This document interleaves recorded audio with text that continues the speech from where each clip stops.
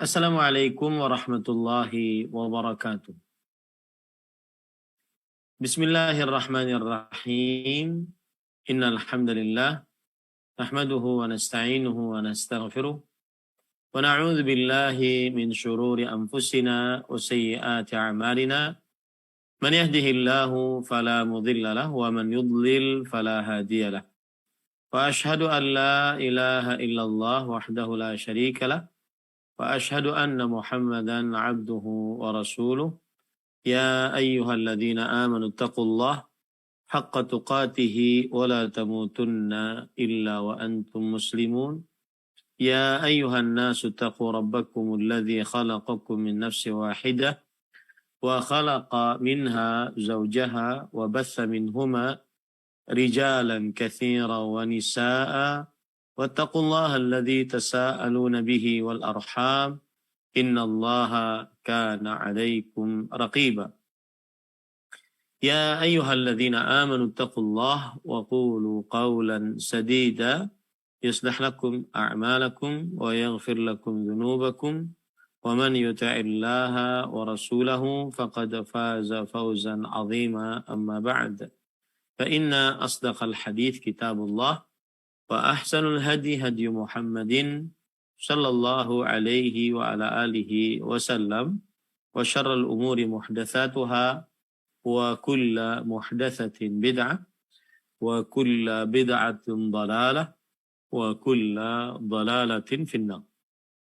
Alhamdulillah, kita bersyukur pada Allah Subhanahu wa taala pada hari ini, hari hari Jumat malam Sabtu 21 Al-Muharram 1443 Hijriah, kita dimudahkan oleh Allah Subhanahu wa taala untuk duduk bersama mengkaji kembali kitab Taujihat Islamiyah li Islahil Fardi wal Mujtama', bimbingan Islam untuk pribadi dan masyarakat, yang ditulis oleh Fadilatul Syekh Muhammad bin Jamil Zainu rahimahullahu ta'ala.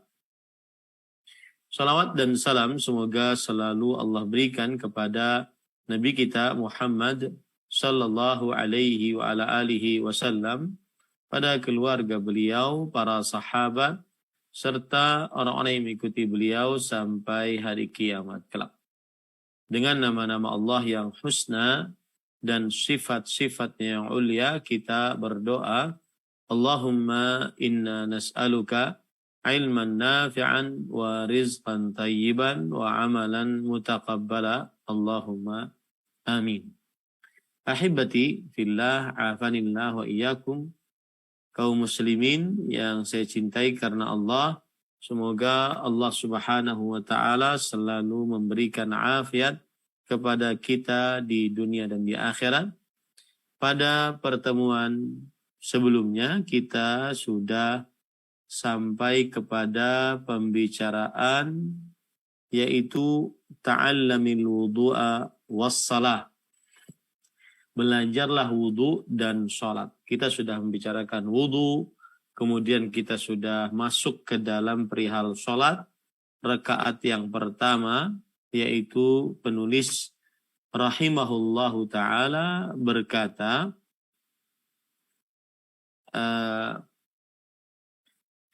Ar-rak'ah al-ula, a'udzu billahi minasyaitonir rajim, bismillahirrahmanirrahim, sirran. Alhamdulillahi Rabbil Alamin, Ar-Rahmanir Rahim, Maliki Yawmiddin, Iyyaka na'budu wa iyyaka nasta'in, Ihdinas siratal mustaqim, Siratal ladzina an'amta 'alaihim, Ghairil maghdubi 'alaihim waladdallin. Amin. Kemudian Bismillahirrahmanirrahim, Qul huwallahu ahad, Allahus samad, lam yalid wa lam yulad wa lam yakul lahu kufuwan ahad au ghairuha minas suwar. Yang artinya penulis rahimahullahu ta'ala berkata, rakaat pertama di halaman 57, rakaat pertama bacalah pelan-pelan A'udzubillahi minasyaitonirrajim. Dan Bismillahirrahmanirrahim. Kemudian membaca surat Al-Fatihah dengan suara keras. Kemudian membaca surat berikut atau surat yang lainnya. Pada pertemuan sebelumnya kita sudah sampai poin ini. Dan ada permintaan dari admin Bumiku Mengaji, mungkin agar lebih interaktif, maka moderator bisa membaca matannya, nanti baru kita yang menjelaskannya. Nah, dimulai dari nomor 1 pada Arak Ahlul Ula, awalan irfa' yadaik, tafadhal ya Ustaz. Baik, nomor 1. Irfa' yadaika, wakabbir, warka' wada' yadaika ala rukbataika, wa qul subhana rabbiyal azim salasan. Iqra' terjemah ya Syekh. Ada terjemahnya? Ada, Ustaz. Bentar, Ustaz. Angkatlah kedua tangan dan bacalah takbir, kemudian ruku sambil meletakkan kedua tangan di atas kedua lutut, seraya membaca Subhana Rabbiyal Azim, yang artinya Maha Suci Tuhanku yang Maha Agung, sebanyak 3 kali. Baik, sekarang kita membicarakan tentang ruku'. Ruku' hukumnya adalah fardun 'alal qadir 'alaih. Ruku' hukumnya adalah wajib bagi siapa yang mampu. Wajib bagi siapa yang mampu. Dan dalil yang menunjukkan akan hal ini adalah surat Al-Hajj ayat 77. Ya ayyuhalladzina amanu rka'u. Wahai orang-orang yang beriman, rukuklah. Ini perintah, dan al-amru al-mutlaq yadullu 'ala al-wujub. Perintah yang bebas tanpa ada pembatas menunjukkan kepada kewajiban. Wahai orang-orang yang beriman, rukuklah. Kemudian juga berdasarkan hadis riwayat Imam Bukhari dan Muslim tentang kewajiban ruku' bagi siapa yang mampu di dalam sholat. Yaitu dari sahabat Nabi Abu Hurairah radhiyallahu anhu, bahwasanya beliau bercerita Rasulullah sallallahu alaihi wasallam mengajari seorang yang sholatnya belum begitu sempurna. Kemudian beliau bersabda, "Idza qumta ila sholati fa asbighil wudu, thumma istaqbilil qiblah fakabbir, thumma qra' bima tayassara ma'aka minal Qur'an, thumma rka' hatta tatma'inna raki'an." Jika engkau bangun mendirikan sholat, sempurnakanlah wudu. Kemudian hadapkanlah dirimu ke kiblat dan bertakbirlah. Kemudian bacalah dengan apa yang mudah darimu dari Al-Quran. Kemudian rukuklah sampai engkau tuma'ninah di dalam keadaan rukuk. Nah, ini dalil yang menunjukkan bahwa rukuk adalah kewajiban di dalam sholat bagi siapa yang mampu. Itu dalil dari Al-Quran, juga dalil hadis Rasul Sallallahu Alaihi Wasallam, dan dalil dari ijma', yaitu dinukilkan, saya ambilkan dari Imam Nawawi, bahwa Al-Imam An-Nawawi rahimahullah dalam kitab Al-Majmu' Syarhul Muhadzab, beliau mengatakan, wa ajma'al ulama ala wujubir ruku'. Para ulama berijma' atas wajibnya ruku'. Taib. Batasan ruku' bagaimana? Batasan ruku' kewajibannya adalah menunduk dengan dia meletakkan kedua telapak tangannya itu di kedua lututnya. Kedua telapak tangannya di kedua lututnya. Itu adalah batasan ruku. Ya, meletakkan kedua telapak tangannya di kedua lututnya. Baik.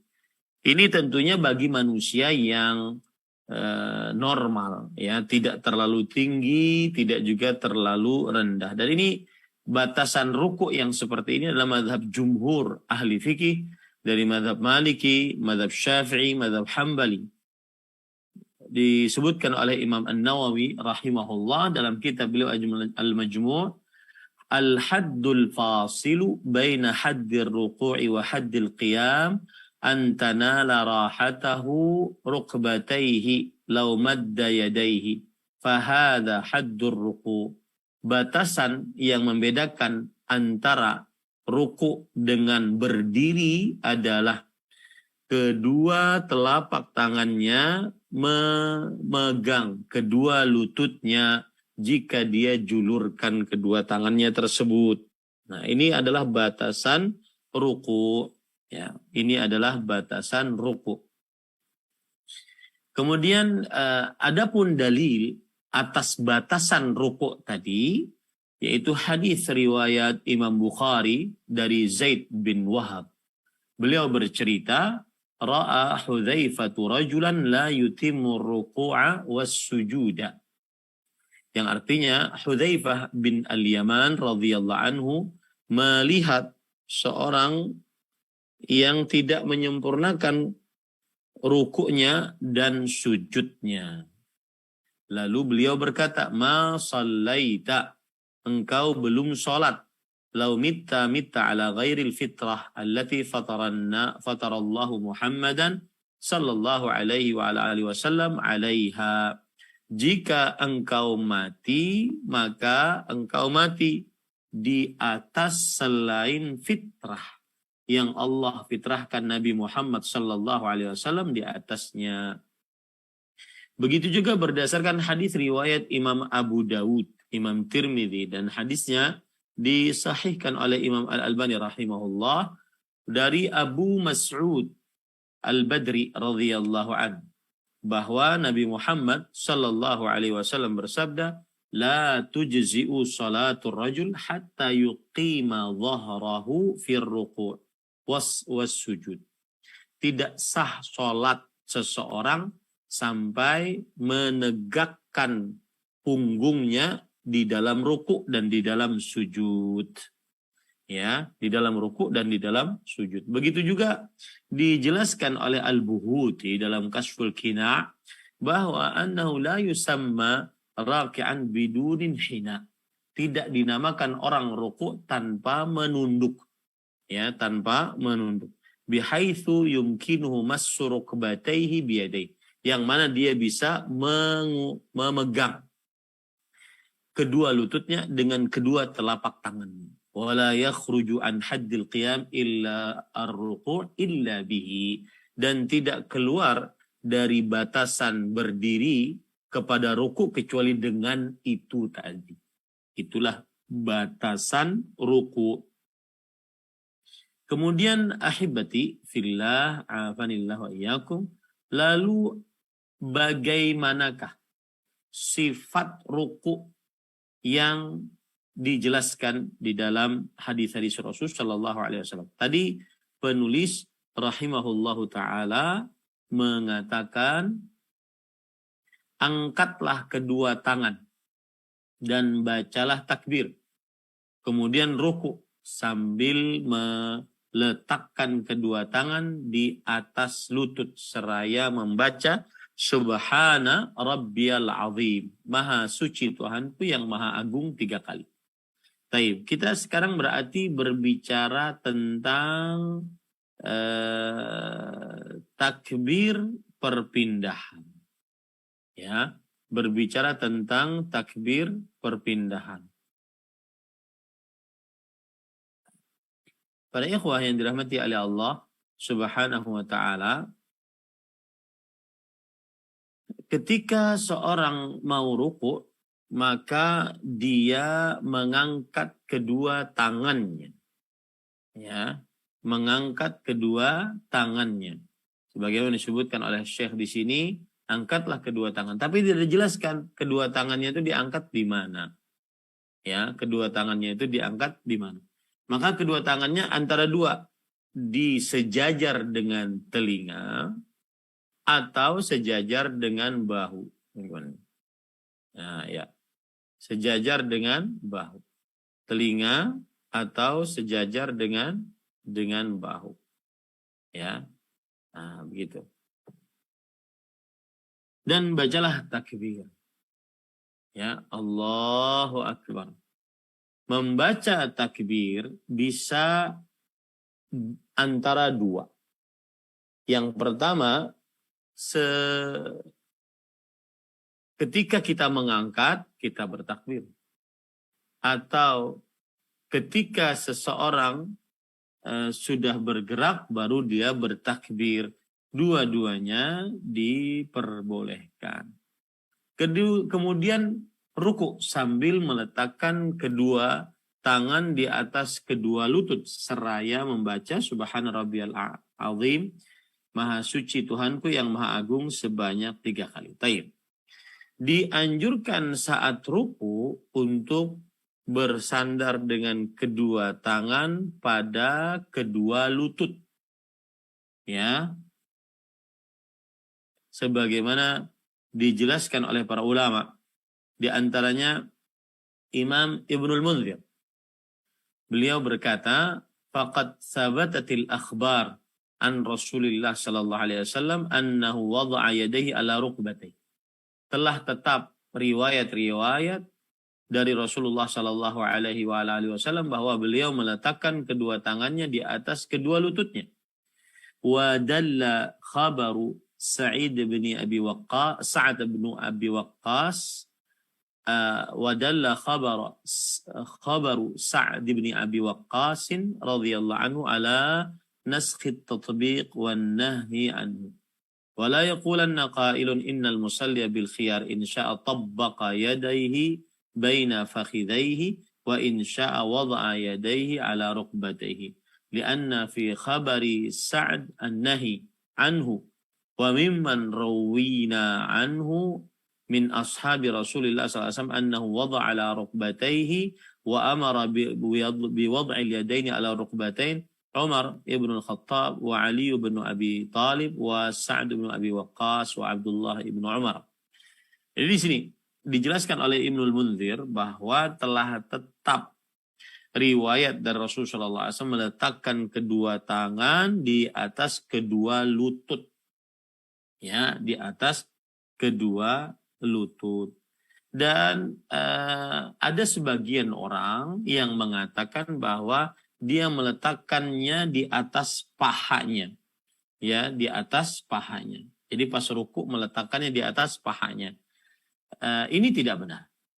Kenapa demikian? Karena yang benar dari sahabat-sahabat Rasulullah SAW adalah meletakkannya di atas kedua lututnya. Dan sahabat-sahabat tersebut diantaranya Umar bin Khattab, Ali bin Abi Talib, Sa'ad bin Abi Waqqas, Abdullah bin Umar radhiyallahu anhuma. Jadi dianjurkan bersandar dengan kedua tangan di atas lututnya saat rukuk. Kemudian merenggangkan jari jemarinya. Ya, kemudian melebarkan kedua tangannya dari sisi tubuhnya. Jadi begini, ya, saat rukuk. Kemudian meratakan punggungnya dan tidak mengangkat kepalanya, tidak juga menurunkan kepalanya.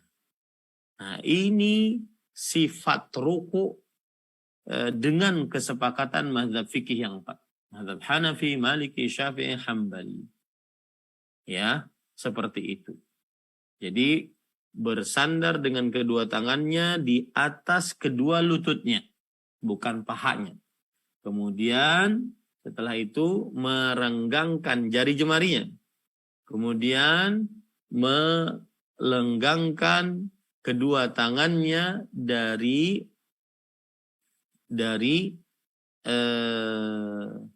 sebagian sisi tubuhnya, samping tubuhnya. Kemudian meratakan punggungnya. Dan tidak mengangkat kepala, juga tidak menurunkannya.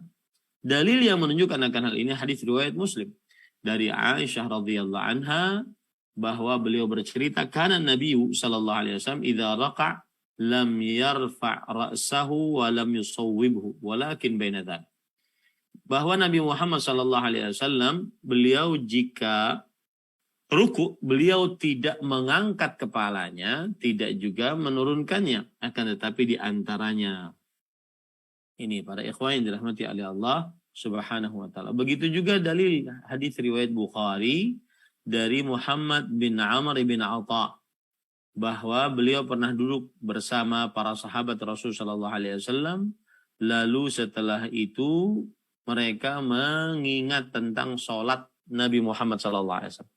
Lalu Abu Humaid As-Sa'idi bercerita, "Ana kuntu ahfazukum li salati Rasulillah sallallahu alaihi wasallam."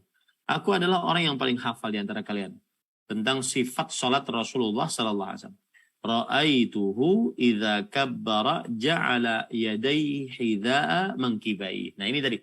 Aku melihat jika beliau bertakbir, beliau menjadikan kedua tangannya sejajar dengan kedua pundaknya. Sejajar dengan kedua pundaknya. Seperti itu ya. Nah, seperti itu. Wa idza raka'a amkana yadayhi min rukbatayhi. Jika beliau rukuk, beliau meletakkan kedua tangannya dari kedua lututnya. Thumma hasara dhahrahu. Lalu beliau meratakan punggungnya. Fa idza rafa'a ra'sahu istawa hatta ya'uda kullu faqarin makanahu. Apabila beliau ingin i'tidal, maka beliau berdiri sampai setiap tulang kembali kepada tempatnya. Nah, ini para ikhwan yang dirahmati oleh Allah Subhanahu wa taala. Kemudian juga riwayat yang lain tentang sifat ruku' yang saya sebutkan tadi dari Mus'ab bin Sa'ad bin Abi Waqqas rahimahullah, beliau bercerita, "Wa raka'tu, aku ruku', faja'altu yadayya baina rukbatayya." Nah, aku letakkan kedua tanganku di antara kedua lututku. Fanahani abi. Maka bapakku melarangnya. Jadi beliau meletakkan tangannya di antara kedua lututnya, bukan di lututnya, tapi di samping gitu. Ya. Inna kunna naf'alu hadza fanuhina anhu.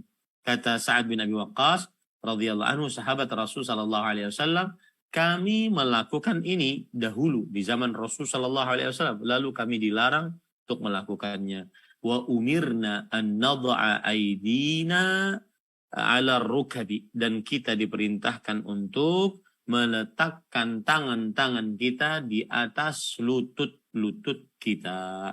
Nah, itu sifat ruku', ya, sifat ruku'. Lalu apa yang dibaca saat ruku'? Yang dibaca saat ruku' adalah membaca tasbih subhana rabbiyal azim. Apa hukum bertasbih saat ruku' dan saat sujud?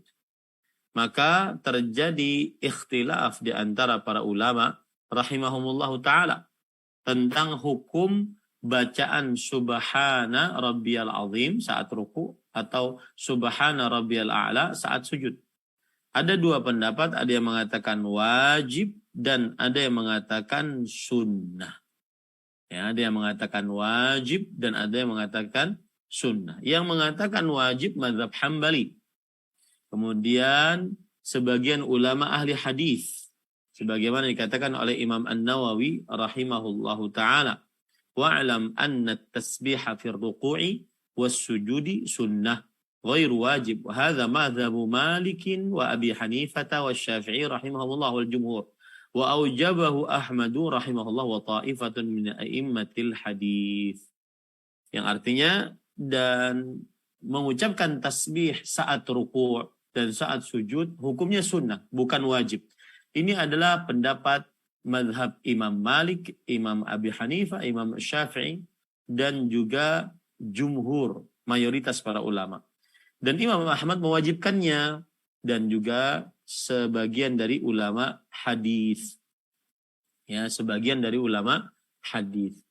Dalil yang mengatakan bahwa hukum mengucapkan tasbih saat ruku, dalilnya wajib adalah hadis riwayat Imam Abu Daud dari Uqbah bin Amir radhiyallahu anhu. Beliau bercerita, "Lamma nazalat fasabbih bihamdi rabbik fasabbih bismi rabbikal azim, qala Rasulullah sallallahu alaihi wasallam ij'aluha fi ruku'ikum." Ketika turun ayat fasabbih bismi rabbikal azim, maka Rasulullah sallallahu alaihi wasallam bersabda, jadikanlah bacaan ruku itu bacaan itu di dalam rukumu. Nah, ini kan perintah, jadikanlah. Nah, jadikanlah bacaan itu dalam ruku kalian. Wah, ini perintah, wal amru lil wujub, dan asal hukum perintah menunjukkan kepada kewajiban sebagaimana yang disebutkan dalam madhab Imam Ahmad. Adapun madhab jumhur, mayoritas para ulama dari madhab Hanafi, Maliki, Syafi'i, dan kebanyakan para ahli fikih berpendapat sunnah. Nah, sebelum saya lanjutkan, termasuk yang mengatakan wajib adalah Imam Ibnu Baz, Imam Ibnu Utsaimin rahimahullah. Karena tadi berdasarkan keumuman perintah, karena dia perintah yang menunjukkan kepada kewajiban. Baik, adapun dalil yang menunjukkan sunnah adalah yaitu tentang sholat yang Rasulullah Sallallahu Alaihi Wasallam tentang hadis yang di dalam hadis itu Rasulullah SAW mengajarkan sholat kepada orang yang belum bagus sholatnya, kepada orang yang belum bagus sholatnya. Nah, di dalam pengajaran tersebut Rasulullah SAW tidak menyebutkan tentang bacaan. Beliau hanya mengatakan tsumma raka' hatta tatma'inna raka'. Kemudian rukulah sampai engkau tumanina dalam ruku. Tidak menyebutkan bacaan di situ. Ini menunjukkan bahwasanya hukum bacaan adalah sunnah, kata mereka. Kemudian mereka juga berkata bahwa kalau seandainya itu wajib, maka tidak akan bisa ditambal dengan lupa. Ya, tidak akan bisa gugur dengan lupa kalau wajib, seperti rukun. Ya, ini kata mereka. Tidak akan bisa gugur dengan lupa. Yang jelas terjadi ikhtilaf di antara para ulama. Wallahu alam bahwa jangan sampai seseorang meninggalkan bacaan tersebut. Taib. Sekarang bacaan-bacaan yang terdapat riwayatnya dalam ruku. Nah, kalau tadi penulis mengatakan subhana rabbiyal azim, ini hadis riwayat Imam Muslim dari Hudzaifah radhiyallahu anhu. Kemudian di sana ada bacaan lain riwayat Imam Muslim dari Aisyah radhiyallahu anha, beliau bercerita, kana Rasulullah sallallahu alaihi wasallam yaqulu fi ruku'ihi wa sujudihi subuhun quddusun rabbul malaikati warruh. Ya, adalah Rasulullah sallallahu alaihi wasallam membacanya di dalam rukuknya dan sujudnya. Subuhun quddus rabbul malaikati warruh. Yang artinya adalah Rasul sallallahu alaihi wasallam saat ruku dan saat sujud beliau membaca subuhun quddus rabbul malaikati warruh. Kemudian juga dalam hadis riwayat Bukhari dan Muslim bacaannya adalah subhanakallahumma rabbana wa bihamdika Allahumma ighfirli. Subhanakallahumma rabbana wa bihamdika Allahumma ighfirli. Ya, ini sebagaimana hadis riwayat Bukhari Muslim dari Aisyah radhiyallahu anha, kana Rasulullah sallallahu alaihi wasallam yukthiru an yaqula fi ruku'ihi wa sujudi subhanakallahumma rabbana wa bihamdika Allahumma ighfirli. Kemudian juga ada bacaan lain, di antaranya hadis riwayat Muslim dari Ali bin Abi Thalib radhiyallahu anhu annahu kana idza qama min ila shalah mengucapkan wajjahtu wajhiya lilladzi fatara as-samawati wal arda hanifa wa ma ana minal musyrikin wa idza raka'a qala Allahumma laka raka'tu wa bika amantu wa laka aslamtu khasha'a laka sam'i wa basari wa mukhi wa 'azmi wa 'asabi. Ya. Adalah Rasulullah sallallahu alaihi wasallam jika rukuk beliau mengucapkan Allahumma laka raka'tu wa bika amantu wa laka aslamtu khasha'a laka sam'i wa basari wa mukhi wa 'azmi wa 'asabi. Kemudian juga membaca bacaan subhana dzil jabarut wal malakut wal kibriya wal 'azamah, terutama di dalam salat malam. Sebagaimana hadis riwayat Imam Abu Dawud dari Auf ibn Malik radhiyallahu anhu, kuntu ma'a Rasulillah sallallahu alaihi wasallam lailatan falamma raka'a makatha qadra suratil Baqarah yaqulu fi ruku'ihi subhana dzil jabarut wal malakut wal kibriya wal 'azamah. Subhanallah. Luar biasa ya. Kata Auf ibn Malik radhiyallahu anhu, aku pernah sholat bersama Rasulullah sallallahu alaihi wasallam pada suatu malam. Lalu beliau ruku selama orang baca surat Al-Baqarah. Allahu Akbar. Ini surat Al-Baqarah itu 2 juz 4 lembar. Orang yang lancar baca Al-Quran 1 juznya setengah jam. Berarti 1 jam 15 menit. Kira-kira seperti itu ya. 1 jam 15 menit. Untuk ruku saja. Dan mengulang-ulang bacaan Subhana dzil jabarut wal malakut wal kibriya wal 'azamah. Nah, itu adalah sifat ruku. Ya, itu adalah sifat ruku.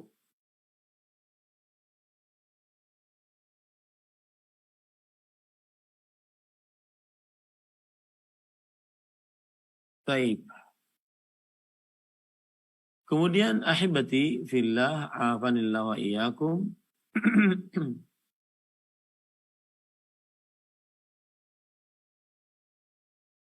Kita lanjut apa yang disebutkan oleh penulis. Itulah yang berkaitan tadi dengan ruku. Taib. Tafadhal ya Ustaz. Taib. Asani. Nah.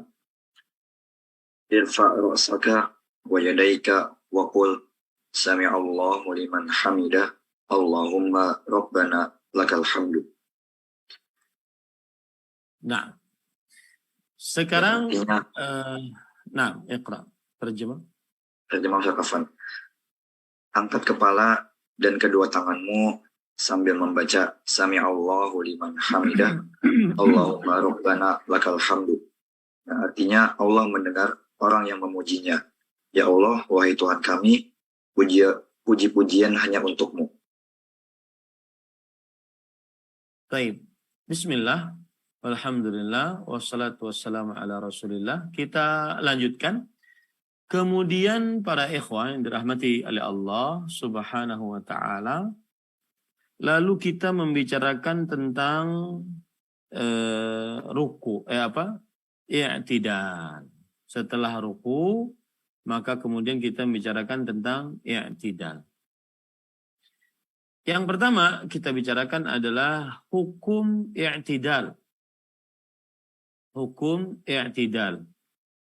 I'tidal dari ruku, yaitu berdiri dari ruku, ini hukumnya adalah rukun. Dari rukun-rukun sholat. Rukun dari rukun-rukun sholat. Dan ini adalah mazhab jumhur ahli fikih. Mazhab Maliki, mazhab Syafi'i, mazhab Hambali. Dan salah satu riwayat dari Imam Abu Hanifah.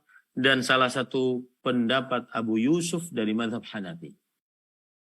Dalil yang menunjukkan bahwa i'tidal adalah rukun sholat. Rukun itu berarti jika ditinggalkan maka tidak sah sholatnya.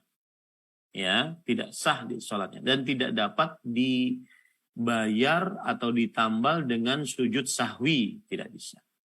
Ya. Dalilnya adalah hadis riwayat Bukhari dan Muslim dari Abu Hurairah radhiyallahu anhu. Nabi Muhammad SAW ketika mengajarkan kepada sahabat yang belum sempurna sholatnya. Beliau mengatakan, "Tsummarfa' hatta ta'tadila qa'iman." Kemudian angkatlah sampai engkau lurus dalam berdiri. Sampai engkau lurus dalam berdiri. Sisi pendalilan dari hadis ini bahwa hadis Nabi Muhammad SAW mengajari sahabat Nabi yang belum sempurna sholatnya adalah pokok di dalam mengetahui kewajiban-kewajiban sholat. Maka setiap apa yang disebutkan di dalam hadis tersebut, maka ia adalah wajib. Begitu sisi pendalilannya. Setiap apa saja yang diajarkan oleh Rasulullah Sallallahu Alaihi Wasallam di dalam sholat tersebut, maka Rasulullah Sallallahu Alaihi Wasallam yang beliau sebutkan itu adalah kewajiban-kewajiban sholat. Setiap apa saja yang disebutkan di dalam hadis tersebut adalah hukumnya wajib. Hukumnya wajib. Baik, kemudian permasalahan selanjutnya adalah yaitu hukum mengucapkan sami Allah atau yang disebut dengan tasmi' dan hukum mengucapkan tahmid. Sami Allah liman hamidah. Rabbana walakal hamdu. Ya, di dalam i'tidal dari ruku'. Apa hukumnya? Taib, terjadi ikhtilaf di antara para ulama. Ada yang mengatakan wajib, ada yang mengatakan sunnah. Sama seperti tadi. Ya, yang mengatakan wajib mazhab Hambali. Kemudian ini juga dipilih oleh ulama-ulama besar di zaman sekarang, Imam Ibnu Baz, Imam Al-Albani, Imam Ibnu Utsaimin rahimahullah. Bahwasanya ini adalah hukumnya wajib mengucapkan sami Allahu liman hamidah, Rabbana walakal hamdu. Dalil yang menunjukkan hal wajib adalah hadis riwayat Bukhari dan Muslim. Ya, artinya wajib itu berarti kalau ditinggalkan dengan sengaja berdosa. Dan jika tidak ditambal dengan sujud sahwi, maka tidak sah sholatnya. Gitu ya. Kalau itu hukumnya wajib. Taib. Kalau sunnah berarti kalau ditinggal tidak mengapa. Hadis riwayat Bukhari dan Muslim dari Abu Hurairah radhiyallahu an bahwa Rasulullah sallallahu alaihi wasallam bersabda, "Idza qala al-imamu sami'a Allahu liman hamidah, faqulu rabbana walakal hamd." Jika imam mengucapkan sami Allah liman hamidah, maka ucapkanlah. Nah, di sini perintah wal amru lil wujub, dan setiap perintah menunjukkan kepada kewajiban selama tidak ada yang menurunkan dia dari wajib. Itu salah satu pelajar ilmu usul fikih. Ya, al-aslu fil amri lil wujub. Asal hukum perintah menunjukkan kepada kewajiban. Kemudian juga berdasarkan hadis riwayat Imam Abu Daud dari Rifa'ah ibn Rafi'. Saat Rasulullah SAW mengajarkan sahabat yang belum sempurna salatnya, innaha la tatimmu salatu ahadikum hatta yasbighal wudu'a kama amara Allah, thumma yukabbiru wa yarka'u hatta tatma'inna mafasiluhu wa tastarkhiya, thumma yaqulu sami'a Allahu liman hamidah. Sesungguhnya tidak sempurna salat seorang di antara kalian sampai ia menyempurnakan wudunya sebagaimana diperintahkan oleh Allah Subhanahu wa taala. Terus kemudian dia bertakbir, lalu dia ruku sampai tumakninah tulang-tulangnya dan sampai tenang. Kemudian ia mengucapkan sami'allahu liman hamidah. Di sini sisi pendalilannya Nabi Muhammad sallallahu alaihi wasallam mengajari orang yang belum sempurna salatnya akan bacaan sami'allahu liman hamidah. Dan hadis tentang pengajaran Rasulullah sallallahu alaihi wasallam kepada sahabat Nabi tentang salat yang belum sempurna salatnya, maka ini adalah hadis merupakan pokok dalam pengetahuan kewajiban-kewajiban salat. Setiap apa saja yang diucapkan di dalamnya maka itu adalah wajib. Maka itu adalah wajib. Dan juga dalil yang lain hadis riwayat Bukhari bahwa Rasulullah Shallallahu Alaihi Wasallam bersabda, "Sallu kama ra'aitumuni usalli." Bahwa Rasulullah Shallallahu Alaihi Wasallam selalu mengucapkan itu dan tidak pernah meninggalkan ucapan Sami Allah liman hamidah dalam keadaan bagaimanapun. Sebagaimana dijelaskan oleh Imam Ibnu Utsaimin dalam kitab beliau Asy-Syarhul Mumti'. Kemudian juga bahwa ucapan itu adalah syiar dari berpindah dari ruku kepada i'tidal. Ya, syiar. Nah, ini para ikhwan yang dirahmati oleh Allah Subhanahu wa taala. Di sana ada pendapat kedua, pendapatnya jumhur ulama, yaitu sunnah kata mereka. Kenapa demikian? Karena bahwa Rasul Shallallahu Alaihi Wasallam jika mengucapkan Sami Allah liman hamidah maka qala Allahumma Rabbana walakal hamdu. Ya, Allahumma Rabbana walakal hamdu. Kemudian beliau juga bersabda, "Idza qala al-imam Sami Allah liman hamidah faqulu Rabbana walakal hamdu. Fa innahu man wafaqa qawluhu qawla al-malaika ghufira lahu ma taqaddama min dhanbi." Jika imam mengucapkan Sami Allah liman hamidah maka ucapkanlah Rabbana lakal hamdu. Sesungguhnya siapa yang sepakat ucapannya dengan ucapan malaikat diampuni dosanya yang telah lalu. Ini semua menunjukkan bahwa hadis-hadisnya adalah menunjukkan kepada kesunahan. Kemudian mereka juga mengatakan karena kalau seandainya hukum membaca Sami Allah liman hamidah Rabbana walakal hamdu itu wajib, maka tidak gugur dengan lupa, dia bagaikan rukun. Wallahu alam terjadi ikhtilaf dan sama kita katakan jangan pernah meninggalkan itu. Baik. Kemudian para ikhwan yang dirahmati oleh Allah Subhanahu wa taala, permasalahan selanjutnya adalah yaitu ucapan Sami Allahu liman hamidah Rabbana walakal hamd. Ini apabila dia sholat sendirian maka dia mengucapkan lengkap Sami Allahu liman hamidah Rabbana walakal hamd. Kalau dia sholat sendirian. Ya, kalau dia sholat sendirian. Taib. Kalau dia menjadi imam, maka imam mengucapkan juga Sami Allahu liman hamidah Rabbana walakal hamdu. Ya. Rabbana walakal hamdu. Ini madhab Asy-Syafi'i. Kemudian madhab Hambali.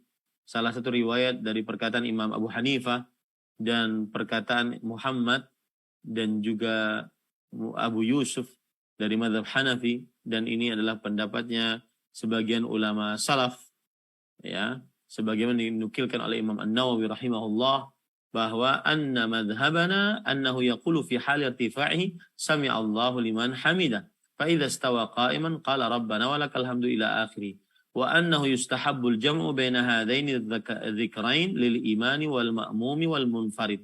Wa bihadza qala Atha wa Abu Burda wa Muhammad ibn Sirin wa Ishaq wa Daud. Bahwa mazhab kami yaitu mazhab Syafi'i bahwa ia mengucapkan saat dia bangun dari ruku Sami Allah liman hamidah. Ya. Dan jika dia sudah berdiri maka dia mengucapkan Rabbana walakal hamdu. Dan dianjurkan mengumpulkan dua zikir ini. Sami Allah liman hamidah, Rabbana walakal hamdu. Dianjurkan mengumpulkan zikir ini bagi orang yang sholat sebagai imam, sholat sebagai makmum, dan sholat sebagai sendirian. Dan inilah pendapatnya Atha, Abu Burdah, Muhammad bin Sirin, Ishaq, dan Daud dari ulama-ulama salaf. Dan ini juga pendapat Imam Ibnu Baz, Imam Ibnu Utsaimin rahimahullah. Bahwa imam juga ketika bangun dari ruku mengucapkan Sami Allah liman hamidah, kemudian Rabbana walakal hamdu. Digabung dua itu. Ya, digabung dua itu. Nah, lalu kalau makmum gimana? Nah, wallahu alam, para ikhwan yang dirahmati oleh Allah, jumhur ahli fikih dari mazhab Hanafi, mazhab Maliki, mazhab Hambali menyatakan bahwa makmum cukup dengan mengucapkan Rabbana walakal hamdu. Jadi imam sami'allahu liman hamidah. Makmum Rabbana walakal hamdu. Nah, seperti itu. Ya. Karena hadis riwayat Bukhari dan Muslim dari Abu Hurairah radhiyallahu anhu bahwa Rasulullah sallallahu alaihi wasallam bersabda, "Idza qala al-imamu sami'allahu liman hamidah, faqulu Rabbana lakal hamd."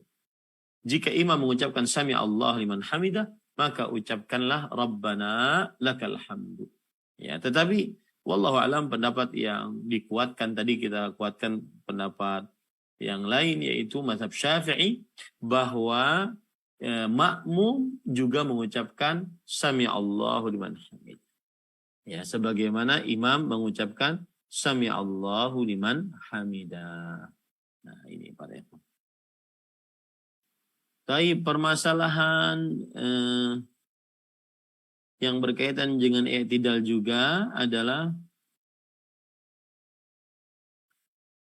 yaitu lafaz-lafaz mengucapkan subhana rabbina subhana sami Allah liman hamidah rabbana walakal hamd. Apa saja lafaz-lafaznya? Kita membicarakan lafaz-lafaz rabbana walakal hamdu ya. Ada riwayat Rabbana walakal hamdu. Nah, ini sahih riwayatnya. Rabbana walakal hamdu. Jadi sami Allahu liman hamidah. Rabbana walakal hamdu. Pakai wa. Ada riwayat juga sahih dari riwayat Ibu Bukhari Muslim. Rabbana lakal hamdu. Rabbana lakal hamdu. Tanpa wa berarti. Ini juga sahih. Ada lagi riwayat yang lain, yaitu riwayat Bukhari dan Muslim juga. Allahumma Rabbana lakal hamdu. Allahumma Rabbana lakal hamdu. Ada lagi yang sahih juga adalah riwayat Bukhari dan Muslim juga. Allahumma Rabbana walakal hamdu. Jadi, sami'allahu liman hamidah. Rabbana walakal hamdu. Atau Rabbana lakal hamdu. Atau Allahumma Rabbana lakal hamdu. Atau Allahumma Rabbana walakal hamdu. Nah, seperti itu ya. Jadi ada 4 bacaan. Nah. Kemudian para ikhwah yang dirahmati oleh Allah Subhanahu wa taala, di sana ada tambahan-tambahan bacaan setelah mengucapkan Rabbana lakal hamdu atau Rabbana walakal hamdu atau Allahumma Rabbana lakal hamdu atau Allahumma Rabbana walakal hamdu. Ada tambahan bacaan selanjutnya, yaitu tambahan bacaannya dianjurkan bagi orang yang sholat untuk menambah Rabbana walakal hamdu hamdan katsiran tayyiban mubarakan fihi. Hamdan katsiran tayyiban mubarakan fihi. Nah, ini para ikhwan yang dirahmati oleh Allah Subhanahu wa taala. Dalilnya hadis riwayat Bukhari dari Rifa'ah ibn Rafi' radhiyallahu an bahwa beliau bercerita, kami sholat di belakang Rasul sallallahu alaihi wasallam menjadi makmum. Lalu ketika Rasul mengangkat kepalanya dari ruku, beliau mengucapkan sami Allah liman hamidah. Lalu ada seseorang berkata di belakang beliau, Rabbana walakal hamdu hamdan katsiran tayyiban mubarakan fi. Ya, kemudian setelah selesai sholat, Nabi Muhammad sallallahu alaihi wasallam bertanya, siapa yang berbicara tadi? Lalu orang tersebut mengatakan, saya wahai Rasulullah. Kemudian Rasul sallallahu alaihi wasallam bersabda, ra'aitu bid'atan wa thalathina malakan yabtadirunaha ayyuhum yaktubuha awwal. Aku melihat 30 lebih para malaikat berbondong-bondong untuk menulis bacaan tadi. Siapa yang lebih dahulu menulisnya, saking mulianya ucapan tersebut. Nah, jadi boleh ditambahkan Rabbana walakal hamdu hamdan katsiran tayyiban mubarakan fi. Boleh juga ditambahkan lagi Allahumma rabbana lakal hamdu mil as-samawat wa mil al-ardi wa mil ma syi'ta min syai'in ba'du. Ya, min syai'in ba'du. Ini sebagaimana hadis riwayat Muslim dari Abdullah bin Abi Aufa radhiyallahu anhu. Nah, ini para ikhwan yang dirahmati oleh Allah Subhanahu wa taala. Apa tadi bacanya? Allahumma rabbana lakal hamdu mil as-samawat wa mil al-ardi wa mil ma syi'ta min syai'in ba'du. Ada bacaan yang lain juga, rabbana lakal hamdu mil as-samawati wal ardi wa mil ma syi'ta min syai'in ba'du ahla tsana'i wal majd ahaqqu ma qala al-'abdu kulluna laka 'abdun Allahumma laka la mani'a lima a'tait wa la mu'tiya lima mana'at wala yanfa'u dzal jadd minkal jadd. Panjang ya. Tapi tadi juga bagus. Rabbana lakal hamdu hamdan katsiran thayyiban mubarakan fi. Ya, ini mudah. Kemudian mil as-samawat wa mil al-ardi wa mil ma syi'ta min syai'in ba'du. Naam. Baik.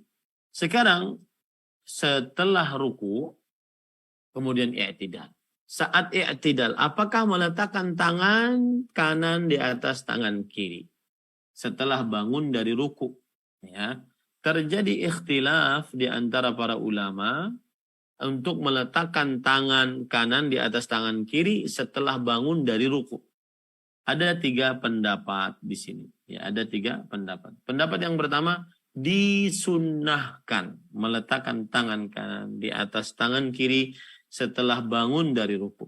Dan ini pendapat sebagian mazhab Hanafi dan Al-Hafidh Ibnu Hajar Al-Haytami dari mazhab Syafi'i, dan juga pendapat Imam Ibnu Baz, Imam Ibnu Utsaimin, Imam Ibnu Hazm rahimahumullahu taala. Disunnahkan meletakkan tangan kanan di atas tangan kiri. Dan dalilnya hadis riwayat Bukhari dari Sahal bin Sa'ad As-Sa'idi radhiyallahu an, beliau bercerita, kana an-nasu yu'maruna an yadha'a ar-rajul yadal yumna ala dhira'ihi al-yusra fi as-salah. Adalah manusia diperintahkan untuk meletakkan tangan kanan di atas lengan kirinya di dalam salat.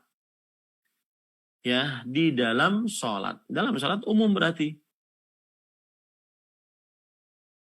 Nah, ini pendapat yang pertama. Pendapat yang kedua, tidak disunnahkan. Dan ini mazhab jumhur. Tidak disunnahkan saat i'tidal meletakkan tangan kan di atas tangan kiri. Ini mazhab jumhur. Mazhab Hanafi, Maliki, Syafi'i. Nah, dan salah satu pendapat dari mazhab Hambali. Ya, karena tidak ada dalil yang menunjukkan akan hal itu secara terperinci, dan tidak dinukilkan dari seorang salafus saleh pun meletakkan kedua tangan di atas dada setelah ruku, setelah bangun dari ruku. Ya, ini pendapat yang kedua. Pendapat yang ketiga adalah jika dia ingin meletakkan silahkan, jika tidak ingin tidak mengapa. Ini mazhab Hambali.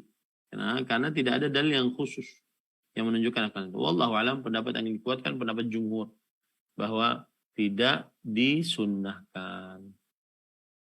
Nah,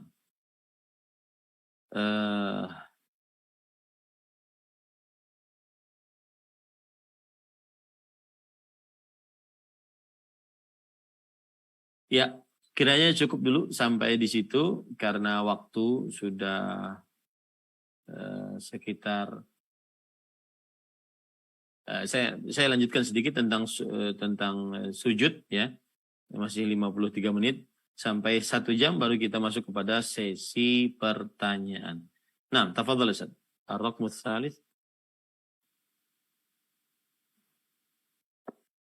Nah, salisan kabbir wasjud wada' kaffaika wa rukbataika wa jabhataka wa anfaka wa asabi'a rijlaika 'alal ardi tijahal qiblah wa qul subhana rabbiyal a'la salasan. Yang ketiga, bacalah takbir, kemudian sujud, letakkan kedua telapak tangan, dahi, hidung, dan jari-jari kaki di tanah menghadap kiblat, lalu membaca Subhana Rabbiyal A'la, yang artinya Maha Suci Tuhanku yang Maha Tinggi, sebanyak 3 kali. Nah, Taib. Kemudian setelah itu penulis membicarakan tentang sujud, ya, dari i'tidal lalu sujud. Dan kalau kita perhatikan tentang pengangkatan tangan, sini penulis mengatakan kabir wasjud wada' kaffaik. Bertakbirlah dan sujudlah dan letakkan kedua telapak tangan. Para ikhwah yang dirahmati oleh Allah Subhanahu wa taala, untuk apakah dia mengangkat kedua tangan atau tidak, ya.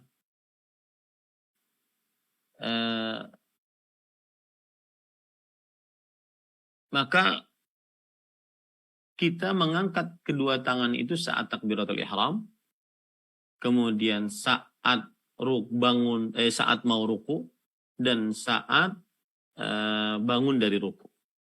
Itu saja. Itu saja. Kemudian setelah itu saat bangun setelah tasyahud awal. Itu saja kita mengangkat tangan. Ya. Adapun tadi ketika mau sujud, maka tidak kita mengangkat tangan untuk sujud. Taib. Sekarang permasalahan selanjutnya yang berkaitan dengan sujud. Sujud adalah rukun dari rukun sholat dan kewajiban sholat. Tidak sah sholat tanpa sujud. Allah berfirman dalam surah Al-Hajj ayat 77, Ya ayyuhalladzina amanu irka'u wasjudu. Wahai orang-orang yang beriman, rukuklah dan sujudlah. Kemudian juga dinukilkan berdasarkan hadis Rasul sallallahu alaihi wasallam kepada seorang sahabat yang kurang sempurna salatnya, beliau mengatakan tsummasjud hatta tatma'inna sajidan. Kemudian sujudlah sampai engkau tumakninah dalam keadaan sujud. Dan juga berdasarkan ijma' Imam An-Nawawi rahimahullah dalam kitab Majmu' Asy-Syarhul Muhadzab mengatakan was-sujudu fardun binassil kitabi was-sunani wal ijma'. Dan sujud adalah wajib berdasarkan Al-Qur'an, hadis-hadis dan juga ijma'. Baik, itu hukum sujud. Sekarang jumlah bilangan sujud di setiap rakaat. Kewajiban di dalam sujud adalah 2 kali sujud di setiap rakaat. 2 kali sujud di setiap rakaat. Sebagaimana hadis tentang Rasulullah Sallallahu Alaihi Wasallam mengajarkan sahabat Rasulullah Sallallahu Alaihi Wasallam yang kurang sempurna sholatnya untuk sujud 2 kali di setiap rakaat. Dan berdasarkan ijma', ya, dijelaskan oleh di dalam kitab Tuhfatul Muhtaj bahwa Al-Hafidh Ibnu Hajar Al-Haytami menjelaskan tentang rukun sholat. Beliau mengatakan as-sabi', rukun yang ke-7, as-sujudu marratain fi kulli raq'ah lil kitabi wa sunnah wa ijma'il ummah. Yaitu rukun ke-7, sujud 2 kali di setiap rakaat berdasarkan Al-Quran, hadis dan ijma'. Ya, Al-Quran, hadis dan ijma'. Begitu juga disebutkan oleh Imam Ar-Ramli dalam kitab Nihayatul Muhtaj. Taib. Kemudian anggota-anggota sujud. Apa saja anggota-anggota yang digunakan untuk sujud? Wajib sujud di atas 7 anggota. Dahi disertai dengan hidung. Dahi disertai dengan hidung.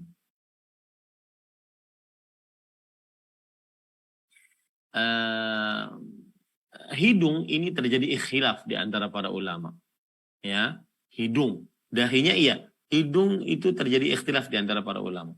Dalam kitab Al-Mughni dijelaskan akan hal itu. Imam Ibnu Qudamah berkata, was-sujudu ala jami'i hadhil a'dha wajibun illal anf fa inna fihi khilafan. Sujud atas 7 anggota ini wajib kecuali hidung, terjadi di dalamnya ikhtilaf di antara para ulama rahimahumullahu ta'ala. Baik. Kemudian itu satu, dahi dan hidung menurut pendapat. Kemudian kedua telapak tangan, lalu kedua lutut, lalu kedua telapak kaki. Ini mazhab Hambali, dan pendapat yang lebih sahih dari mazhab Syafi'i, salah satu pendapat dari mazhab Maliki, dan dipilih oleh Imam Ibnu Baz, Imam Ibnu Utsaimin rahimahullah, wajib sujud di atas 7 anggota. Ya. Dan dalilnya hadis riwayat Bukhari dan Muslim dari Abdullah bin Abbas radhiyallahu anhuma, bahwa Rasulullah sallallahu alaihi wasallam bersabda, "Umirtu an asjuda ala sab'ati a'dham." Nah, ini perhatikan. Aku diperintahkan untuk sujud di atas 7 anggota badan. Alal jabhati wa asyara biyadi ilal am. Ya.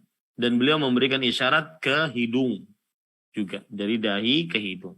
Wal yadain, dan kedua tangan. War rukbatain, kedua lutut. Wa atrafil qadamain, dan jari jemari kedua telapak kaki. Kemudian dalilnya juga ijma', bahwa para ulama berijma' atas wajibnya sujud di atas wajah dan kedua telapak tangan. Taib. Kemudian para ikhwan yang dirahmati oleh Allah, yang berkaitan dengan sujud juga, bagaimana turun dari berdiri menuju sujud. Bagaimana sifat turun dari berdiri menuju sujud. Terjadi ikhtilaf di antara para ulama tentang sifat turun dari berdiri menuju sujud. Mana yang didahulukan? Kedua telapak tangankah atau kedua lututkah?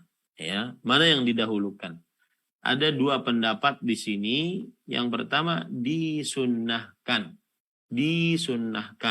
meletakkan kedua lutut sebelum kedua tangan saat ya turun untuk sujud. Dan ini pendapat mazhab jumhur, seperti mazhab Hanafi, Syafi'i, dan Hambali. Dan inilah yang diamalkan kebanyakan para ulama. Ini pendapatnya Imam Ibnu Qayyim, Imam Ibnul Munzir, Imam Ibnu Utsaimin rahimahullahu ta'ala. Dan dalilnya adalah athar yang diriwayatkan di dalam kitab Syarh Ma'anil Athar oleh Imam At-Tahawi, dan sahih atharnya bahwa Ibrahim bin Yazid An-Nakhai meriwayatkan an ashabi Abdillah Al-Qamata wa Al-Aswad qala, bahwa Ibrahim bin Yazid An-Nakhai meriwayatkan dari Al-Qamah dan Al-Aswad, sahabat murid dari Abdullah bin Mas'ud radhiyallahu anhu, bahwasanya Al-Qamah dan juga Al-Aswad berkata, hafidna an Umar fi salatihi annahu kharra ba'da ruku'ihi ala rukbatayhi kama yakhirul ba'ir wa wada'a rukbatayhi qabla yadayhi. Kami menghafal dari Umar bin Khattab di dalam salatnya bahwa beliau ketika turun dari ruku di atas kedua lututnya, ya, sebagaimana turunnya onta, dan meletakkan kedua lututnya sebelum kedua tangannya. Kemudian pendapat yang kedua yang dianjurkan adalah meletak tangan sebelum kedua lutut. Tangan dulu. Ini mazhab Maliki.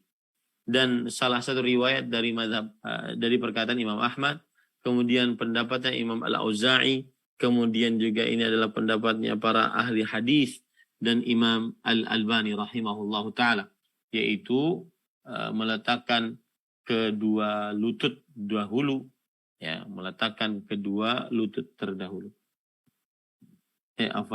Kedua telapak tangan maksud saya terdahulu.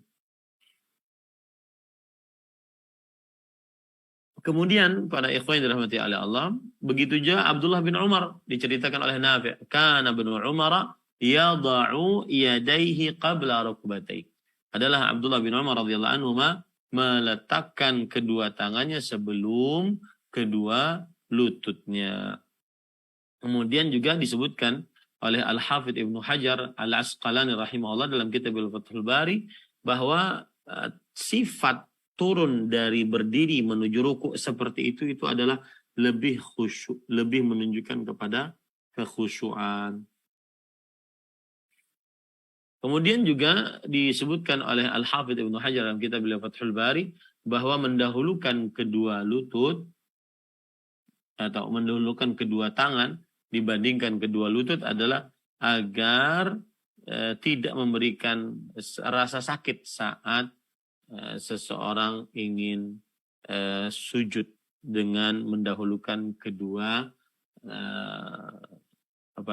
mendahulukan kedua lututnya dahulu. Ya, mendahulukan kedua telapak tangan, ya. Jadi pendapat yang kedua mendahulukan kedua telapak tangan. Yang jelas terjadi ikhtilaf di antara para ulama akan hal ini, ya. Dan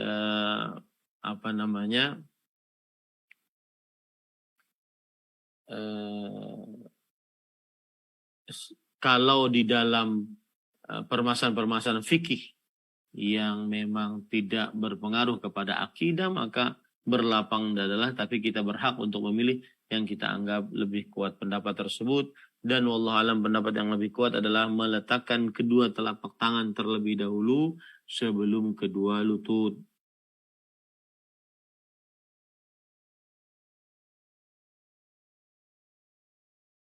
Nah,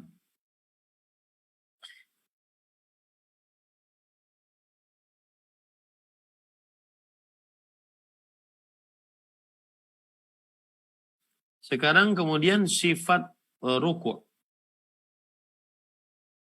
Ya, kemudian sifat rukuk. Yang pertama disunnahkan untuk merenggangkan kedua paha dan mengangkat perut dari kedua paha di dalam sujud. Merenggangkan kedua paha dan merenggangkan perut dengan kedua paha, ya, saat sujud. Dan dinukilkan ijma' akan hal ini oleh Imam Asy-Syaukani rahimahullah. Beliau berkata dalam kitab Nailul Awtar, al-hadithu yadullu ala masyru'iyyati at-tafrij baina al-fakhidhain fi sujud wa raf'il batn anhuma wa la khilafa fi dhalik. Hadis menunjukkan disyariatkannya melebarkan antara dua paha saat sujud dan mengangkat perut dari kedua paha tersebut, dan tidak ada khilaf di antara para ulama akan hal tersebut. Baik.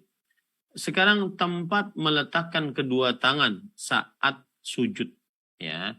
Disunnahkan meletakkan kedua telapak tangan sejajar dengan bahu, ya, atau sejajar dengan kedua telinga, sejajar dengan bahu atau sejajar dengan kedua telinga. Dan ini adalah mazhab Maliki, dan dipilih pendapat ini oleh Imam Ibnu Qudamah, Imam Ibnu Baz, dan Imam Ibnu Utsaimin rahimahullahu ta'ala. Jadi sejajar dengan telinga atau sejajar dengan bahu. Itu tempat meletakkan kedua tangan di dalam sujud. Kemudian yang patut diperhatikan juga adalah saat sujud maka mengangkat lengan. Jadi ketika sujud kan jangan lengannya sejajar dengan lantai, tetapi diangkat. Ya, dianjurkan mengangkat kedua lengan dari tanah ketika sujud. Ya, dan dimakruhkan untuk membentangkan meletakkan lengan di atas lantai. Ya, dimakruhkan. Ini kesepakatan mazhab fikih yang 4, mazhab Hanafi, Maliki, Syafi'i, dan Hambali. Dalil yang menunjukkan akan hal ini hadis riwayat Bukhari dari Anas bin Malik radhiyallahu an, bahwa Nabi Muhammad sallallahu alaihi wasallam bersabda, "I'tadilu fis sujud wa la yabsut ahadukum dhira'aihi imbisatal kalbi." Tegaklah di dalam sujud dan janganlah ia menghamparkan lengannya sebagaimana anjing melapangkan lengannya. Kemudian juga berdasarkan hadis riwayat Muslim dari Al-Bara' bin Azib, "Idza sajadta fadha' kaffaika warfa' murfaqaika." Jika engkau sujud maka letakkanlah kedua telapak tanganmu dan angkatlah mirfaq. Mirfaq itu ini. Ya, ini mirfaq. Angkatlah kedua mirfaqmu. Nah,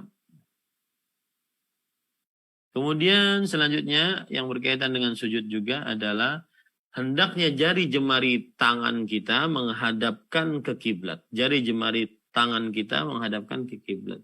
Begitu juga jari jemari kedua telapak kaki, ya, maka dihadapkan di kiblat. Dan ini sunnah disepakati oleh madzhab fikih yang 4.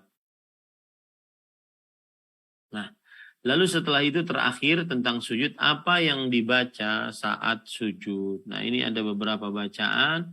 Yang pertama, Subhana Rabbiyal A'la. Itu hadis yang sahih, riwayat Imam Ahmad. Yang kedua, Subuhun Quddus, Rabbul Malaikati Warruh. Ini hadis yang sahih berdasarkan riwayat Imam Muslim. Kemudian yang ketiga, Subhanakallahumma Rabbana wa bihamdika Allahumma ghfirli. Nah, ini juga hadis yang sahih, ya. Kemudian yang keempat, hadis riwayat Muslim, Allahumma laka sajadtu wa bika amantu wa laka aslamtu sajada wajhiya lilladzi khalaqahu wa sawwarahu wa syaqqa sam'ahu wa basarahu tabarakallahu ahsanul khaliqin. Nah, ini bacaan sahih juga riwayat Muslim, ya. Kemudian para ikhwah, selanjutnya dianjurkan berdoa di dalam sujud. Ya, dianjurkan berdoa di dalam sujud sebagaimana hadis riwayat Imam Muslim dari Abu Hurairah radhiyallahu an, Rasulullah sallallahu alaihi wasallam bersabda, "Aqrabu ma yakunul 'abdu min rabbih fa huwa sajid fa aktsirud du'a." Keadaan yang paling dekat antara seorang hamba dari Rabb-nya adalah saat ia sujud, maka perbanyaklah berdoa. Nah, doa-doanya ada yang diajarkan oleh Rasulullah SAW dalam hadis-hadis yang sahih. Di antaranya hadis riwayat Muslim dari Abu Hurairah radhiyallahu anhu.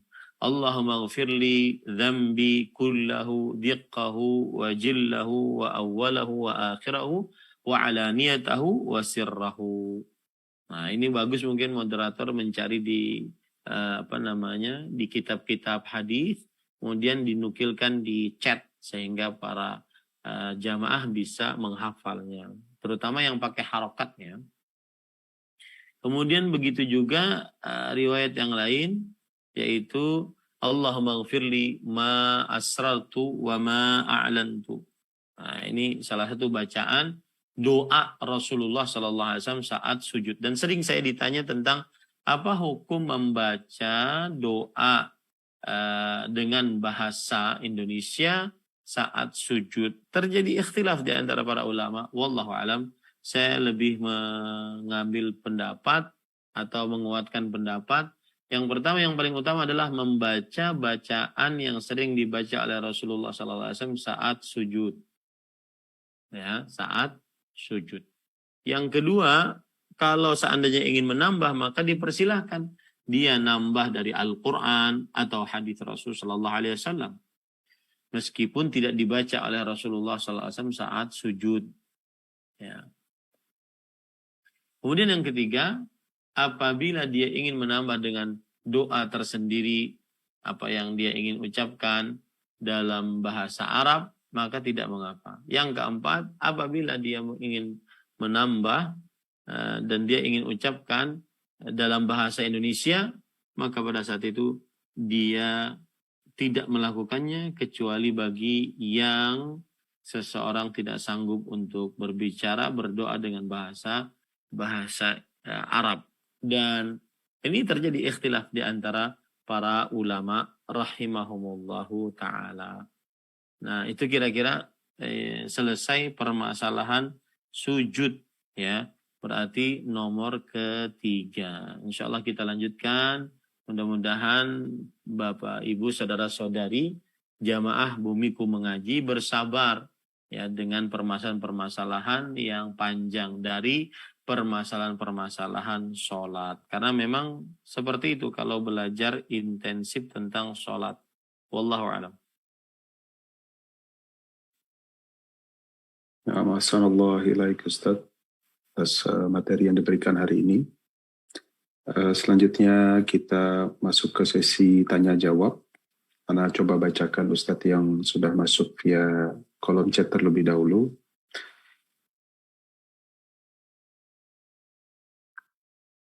Ini cukup panjang, tapi seperti ada dua kelompok pertanyaan. Ana coba sampaikan secara terpisah. Assalamualaikum warahmatullahi wabarakatuh. Waalaikumsalam. Bagaimanakah sikap kita sebagai makmum jika bacaan imam itu terlalu cepat sehingga kita ketinggalan terus dalam setiap gerakannya? Bolehkah di saat rakaat terakhir kita tuntaskan bacaan kita sendiri sehingga agak tertinggal jauh dengan imam, posisi kita sebagai makmum? Kemudian yang pertanyaan sambungannya terkait itu, gerakan cepat dalam setiap perubahan posisi pada sholat apakah termasuk lingkup tidak tumakninah dalam sholat? Jazakallahu khairan. Baik. Bismillah, walhamdulillah, wassalatu wassalamu ala rasulillah, wa ala alihi wa ashabihi wa man wala. Amma ba'd.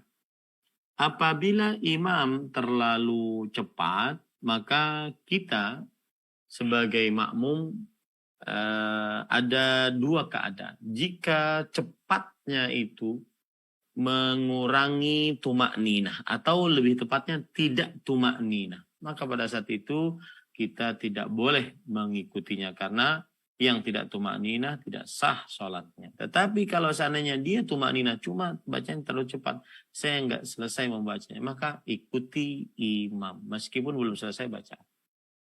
Baik. Apa batasan mengikuti imam? Perhatikan baik-baik. Makmum mempunyai 4 keadaan bersama imam. Yang pertama adalah mendahului. Yang kedua mengakhiri. Yang ketiga bersamaan. Yang keempat mengikuti. Ya. Nah, para ikhwan yang dirahmati oleh Allah Subhanahu wa taala, apabila makmum mendahului imam di dalam rukun-rukun sholat seperti sujud sebelum imam atau mengangkat dari sujud sebelum imam atau mendahului ruku atau mengangkat dari ruku sebelum imam, maka ini haram. Berdasarkan hadis la tarka'u hatta yarka' wa la tasjudu hatta yasjud. Dan janganlah kalian ruku sampai imam ruku. Dan janganlah kalian sujud sampai imam sujud.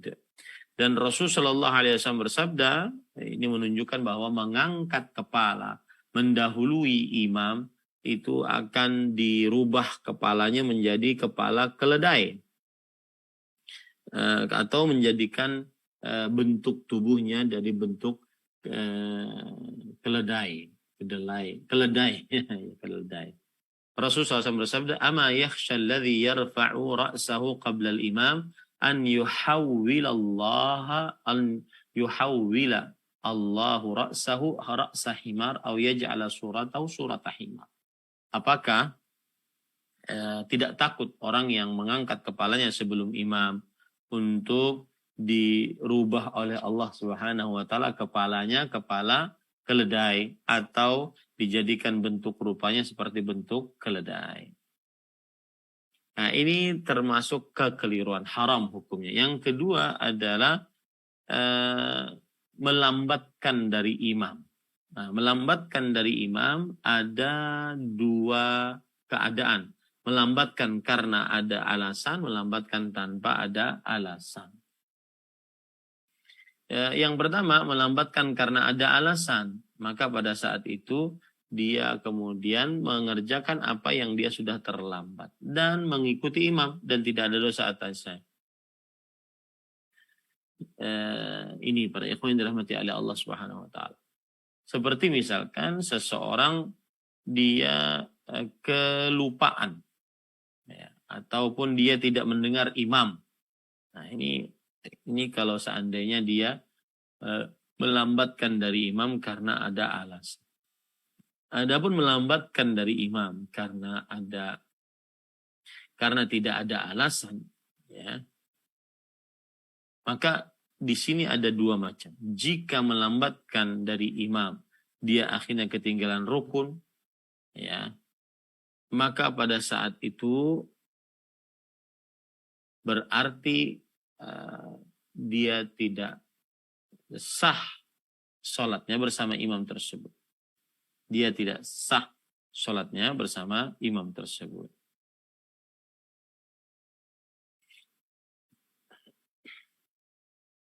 Jadi sholatnya batil. Ya, sholatnya batil. Kalau seandainya dia terlambat dari imam dengan satu ruku tanpa ada alasan. Baik itu rukunnya adalah ruku ataupun bukan ruku. Taib yang ketiga, bersamaan dengan imam. Bersamaan saat mengucapkan, bersamaan saat bersamaan dengan imam. Maka apabila yang bersamaan ini dalam ucapan, ya, maka ini tidak mengapa. Seperti misalkan selain takbiratul ihram dan selain salam. Maka jika bersamaan yang seperti ini tidak mengapa. Kecuali takbiratul ihram harus imam dulu. Atau salam harus yang ingin mengucapkan salam dulu. Nah, yang keempat, yang terakhir adalah mengikuti. Ini yang paling sesuai dengan sunnah. Yaitu mengerjakan perbuatan sholat setelah imam mengerjakan. Ya. Nah, ini. Nah, pertanyaan tadi, apabila seseorang dia melihat imamnya terlalu cepat, kemudian dia akhirkan bacaannya, maka ini tidak diperbolehkan karena termasuk daripada sholat yang mengakhirkan dari imam tanpa ada alasan. Ya, mengakhirkan dari imam tanpa ada alasan. Alasan yang dibenarkan, maksudnya bukan alasan yang tidak dibenarkan. Maka tugas makmum mengikuti imam, bukan mengakhirkan. Dan apabila imamnya terlalu cepat sehingga kita belum sempurna membacanya, maka pada saat itu kita tidak mengapa untuk kepentingan sholat kita dan juga kedudukan sholat kita. Tidak akan berpengaruh sah atau tidak sah. Karena itu ditanggung oleh imam. Wallahu a'lam. Nah. Assalamualaikum warahmatullahi Ustadzuna. Pertanyaan dari penanya yang sama untuk grup pertanyaan keduanya itu terkait membetulkan tadi kesalahan dalam sholat. Ustadz, syarat harus sujud syahwi dalam sholat itu untuk pelanggaran apa saja Ustadz? Kemudian jika imam melakukan sujud syahwi namun makmum tidak faham atau tidak tahu bacaannya atau detil lainnya, bagaimana ini hukumnya Ustadz? Jazakallahu khairan. Bismillah, walhamdulillah, wassalatu wassalamu ala rasulillah wa ala alihi wa ashabihi wa man wala. Amma ba'd. Pengertian sujud sahwi. Sujud sahwi adalah sebuah sujud jumlahnya 2 rakaat yang dilakukan oleh orang yang sholat untuk menambal kekeliruan yang terjadi di dalam sholat karena sahwu, karena kelupaan. Kemudian hukum sujud sahwi adalah wajib secara umum, ya, wajib secara umum. Dan ini pendapat mazhab Hanafi, Hambali, dan juga salah satu dari pendapat mazhab Maliki. Dan ini pendapat Imam Ibnu Baz, Imam Ibnu Utsaimin rahimahullah. Adapun siapa yang sujud sahwi? Nah, yang sujud sahwi adalah sholat yang sendirian atau sholat imam. Sholat menjadi imam maksud saya. Kemudian apa penyebab sujud sahwi? Sujud sahwi penyebabnya adalah apabila seseorang menambah dari sholat karena lupa. Nah, kemudian apabila seseorang kekurangan di dalam sholatnya. Tetapi dilihat kekurangan di sini. Kalau seandainya kekurangannya adalah meninggalkan rukun, maka seperti ruku, seperti sujud misalkan, maka ini tidak bisa ditambal dengan sujud sahwi. Dia harus ruku, dia harus sujud. Dia harus ruku, dia harus sujud. Itu kalau seandainya dia meninggalkan rukun, maka tidak bisa ditambal dengan sujud sahwi. Atau kalau seandainya dia meninggalkan kewajiban, maka wajib sujud sahwi atas siapa yang meninggalkan kewajiban dari kewajiban sholat. Nah, kewajiban sholat nanti pembicaraannya kembali kepada yang sudah kita bicarakan pada pertemuan sebelumnya, yaitu kewajiban-kewajiban sholat. Ya. Nah, seperti misalkan mengangkat tangan saat takbiratul ihram. Ini kewajiban sholat. Takbiratul ihramnya adalah rukun. Mengangkat tangannya adalah kewajiban sholat. Dia tidak mengangkat tangan. Nah, ini ditambal dengan sujud sahwi. Kemudian juga sujud sahwi bagi siapa yang apabila ketinggalan apabila ketinggalan kesunahan sholat, ya, tetapi tidak wajib. Kalau seandainya dia ketinggalan kesunahan sholat, dia sujud sahwi tapi tidak wajib. Seperti dia kelupaan baca doa di antara duduk di antara dua sujud. Dia lupa baca doanya, baca zikirnya, baca doa di antara dua sujud, ya. Nah, itu dia lupa, maka dia sujud sahwi. Tapi ini tidak wajib, ya. Ini tidak wajib. Nah, itu beberapa yang berkaitan dengan sujud sahwi. Nanti kita akan bahas juga masalah itu. Jadi saya ulangi, sujud sahwi apabila meninggalkan rukun maka tidak bisa ditambal dengan sujud sahwi. Dia wajib mengerjakan rukun tersebut. Kemudian sujud sahwi bagi siapa yang meninggalkan kewajiban, maka wajib sujud sahwi atas siapa yang meninggalkan kewajiban karena lupa. Bukan karena sengaja, karena lupa. Maka dia sujud sahwi. Jika tidak sujud sahwi maka tidak sah sholatnya. Kemudian sujud sahwi karena dia meninggalkan amalan-amalan sunnah yang hukumnya sunnah di dalam sholat. Hukumnya sunnah, tidak wajib di dalam sholat. Maka pada saat itu dia disyariatkan untuk sujud sahwi. Tapi jika dia ketinggalan ataupun tidak mengerjakan sujud sahwi, sholatnya sah. Wallahu a'lam. Nah. Masyaallah, ilaik Ustaz. Ini waktunya sudah lewat, bagaimana Ustaz? Apakah masih bisa dilanjutkan? Satu lagi ya? Satu terakhir, nah. Ya. Baik, barakallahu fiik. Selanjutnya sudah ada yang raise hand, ini mungkin kami berikan kesempatan pada yang sudah raise hand. Tafadhali Ibu Yuniarti. Assalamualaikum warahmatullahi wabarakatuh, Pak Ustadz. Waalaikumsalam warahmatullahi wabarakatuh. Saya izin bertanya, Pak Ustadz. Apabila ada seorang hamba sholatnya duduk, nah itu kan sujudnya itu tidak menyentuh lantai, itu apakah sah atau tidak, Pak Ustadz? Bismillah, walhamdulillah, wassalatu wassalamu ala rasulillah wa ala alihi wa ashabihi wa man wala. Amma ba'd. Apabila seorang sholatnya dia duduk, seperti misalkan orang sakit yang tidak sanggup untuk berdiri dan juga tidak sanggup untuk sujud, maka bagaimana? Maka jawabannya adalah jika seseorang tidak sanggup untuk berdiri, kemudian sholat dengan sempurna, maka dia boleh sholat dengan duduk dan tidak ada mengulang sholatnya. Allah berfirman, fattaqullaha mastata'tum, dalam surat At-Taghabun ayat 16. Kemudian Allah berfirman juga, la yukallifullahu nafsan illa wus'aha. Allah tidak membebani seseorang kecuali dengan kesanggupannya. Surah Al-Baqarah ayat 286. Kemudian juga Allah berfirman, alladzina yadhkuruna Allah qiyaman wa qu'udan wa 'ala junubihim. Orang-orang yang berzikir kepada Allah baik dalam keadaan berdiri, duduk, dan berbaring. Surat Ali Imran ayat 191.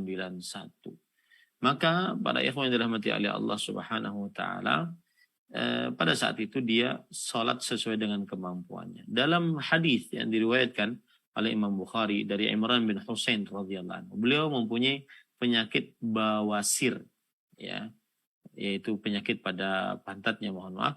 Lalu beliau bertanya kepada Rasul sallallahu alaihi wasallam tentang salat. Lalu Rasul SAW bersabda, "Shalli qa'iman fa illam tastati fa qa'idan fa illam tastati fa 'ala jambin." Salatlah dalam keadaan berdiri, jika tidak sanggup salatlah dalam keadaan duduk, jika tidak sanggup salatlah dalam keadaan berbaring. Kemudian juga berdasarkan ijma' bahwa tidak mengapa orang salat yang tidak sanggup, maka dia salat sesuai dengan kesanggupannya. Wallahu a'lam. Naam. Assalamualaikum warahmatullahi wabarakatuh. Wa jazakillah khair pada ukti yang bertanya. Baik, dengan demikian sepertinya kita harus mencukupkan dulu. Kita tangguhkan pertanyaan yang sudah masuk. Kami mohon maaf karena keterbatasan waktu. Juga di tempat Ustadz sudah cukup larut malam di Banjarmasin. Alhamdulillah. Banyak faedah-faedah yang kita dapat hari ini. Kami mohon maaf atas segala kekurangan, salah kata, juga mungkin pertanyaan yang belum bisa tersampaikan. Wa jazakallah khair pada Ustadz atas sesi materi juga tanya jawab yang diberikan malam hari ini. Insya Allah kita berjumpa 2 minggu lagi untuk melanjutkan pembahasan kitab bimbingan Islam ini. Biidznillah ta'ala. Untuk itu kita tutup kajian malam hari ini dengan doa kafaratul majlis. Subhanakallahumma wa bihamdik, asyhadu an la ilaha illa anta, astaghfiruka wa atubu ilaik. Assalamualaikum warahmatullahi wabarakatuh. Waalaikumsalam warahmatullahi wabarakatuh. Jazakallah khair Ustaz. Barakallahu fiik.